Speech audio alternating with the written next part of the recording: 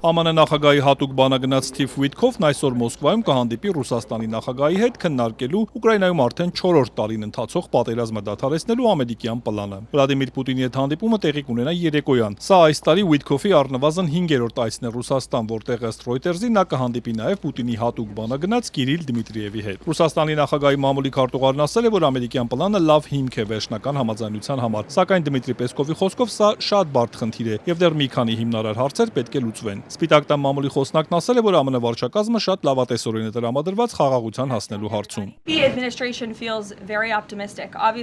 Կարծում եմ վարչակազմը շատ լավատես է։ Ակնհայտորեն դուք տեսել եք նախագահի ողջ թիմը շատ է աշխատել այս ուղղությամբ։ Նրանք բոլորն իսկապես ցանկանում են, որ այս պատերազմն ավարտվի։ Եվրամիության արտգործնախարարն էլ զգուշացրել է, թե Ուիթքոֆ-Պուտին հանդիպումը կարող է մեծացնել Ուկրաինայի վրա ճնշումը զիջումներ կորզելու համար, քանզի դա է պատերազմը դադարեցնելու ավելի հեշտ ճանապարհը, ասել է Կայա Կալասը։ Մինչ այդ Ֆրանսիայի եւ Ուկրաինայի նախագահները եվրոպական մի շարք երկրների առաջնորդների հետ 3 Փարիզից տեսակապով քննարկել են նախորդին Ֆլորիդայում կայացած բանակցությունների արդյունքները։ Մասնակցել են նաև Ուիթքոֆն ու ուկրաինական պատվիրակության ղեկավար Ռուստեմ Ումերովը։ Այնուհետև Էմանուել Մակրոնի հետ համատեղ ասուլիսին Ուկրաինայի նախագահը հայտարարել է. Կիևի համար առաջնահերթություն են ինքնիշխանության պահպանումն ու անվտանգության հուսալի երաշխիքները, քանզի Ռուսաստանը բազմիցս է խախտել պայմանավորվածությունները։ Վլադիմիր Զելենսկին խոստովանել է, տարածքային վեճերն ամենաբարդն են։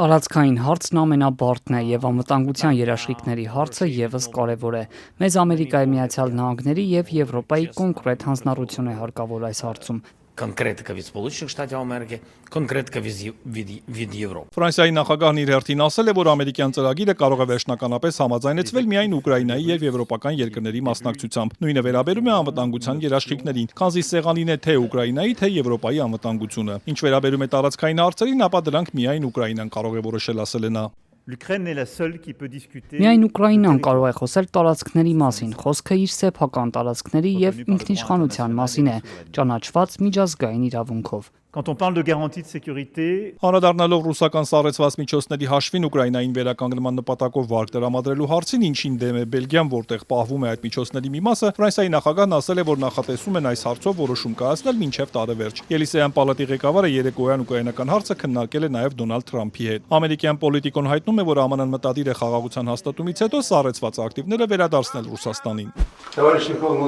Ու մինչ Ուկրաինան, Եվրոպան եւ ԱՄՆ-ն քննարկում են խաղաղության պլանը, Ռուսաստանի նախագահը զինվորական համազգեստով երեկոյան այցելել է զինված ուժերի հրամանատարական կետերից մեկը, որտեղ գլխավոր շտաբի պետը կրկին զեկուցել է, որ գրավել են Պոկրովսկ եւ Վովչանսկ քաղաքները։ Վլադիմիր Պուտինն ասել է, որ Պոկրովսկը կարևոր ուղղություն է։ Мы все понимаем, насколько оно важно. И это обеспечит нам. Բոլորս ենք հասկանում, թե դա որքան կարևոր է։ Դա լուծումներ կապահովի այն առաջադրանքների կատարման համար, որ մեր առաջ դրել ենք հատուկ ռազմական գործողության սկզբում։ Изначально при начале специальной военной операции. Ուկրաինական զինուժը հայտարարել է, որ ռուսական զորքը վերահսկում է Պոկրովսկի հարավային հատվածը միայն։ Ռուսական զինուժը Կրամատորսկում անօդաչուով հարվածել է բազմահարկ շենքի, կա 1 զոհ, Օդեսայում էլ էներգետիկ օբյեկտի, 36,000 մարդ մնացել է առանց էլեկտրականության։ Մոսկվան պնդում է, որ եւս 2 բնակավայր է վերցրել։ Ուկրաինական զինուժն իր հերթին Օրիոլի մարզում հարվածել է վառելիքաէներգետիկ օբյեկտների։ Ըստ Բլումբերգի ուկրաինական կողմը նոյեմբերին առնվազն 14 անգամ հարվածել է ռուսական նավթավերամշակման գործարանների, ինչը 1 ամսվա հաշվով ռեկորդային է։